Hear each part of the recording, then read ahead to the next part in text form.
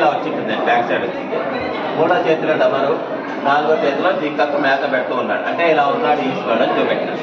ఒకరోజు ఈశ్వరుడు భూలోకానికి వస్తాడు.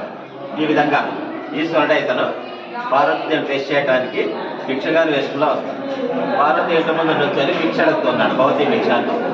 పార్వతీదేవి అన్నం తీసుకొచ్చి పాత్రలో కొంచెం అన్నం వేస్తుంది. పాలు నెయ్యి తీసుకొచ్చి గరిటలో నిదానంగా కొంచెం కొంచెంగా ఇతనికి పట్టిస్తూ ఉంటే ఈశ్వరుడు పార్వతీదేవి పరీక్ష చేయాలని ఆమె కట్టిన చీర కిందకి జారిపాయట చేస్తాడు.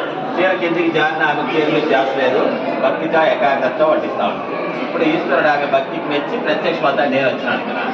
ప్రత్యక్షమై అప్పుడు ఆమెకు బ్లెస్సింగ్ ఇస్తాడు, నువ్వు అన్నపూర్ణేశ్వరి దేవిగా వర్దిల్లాలి.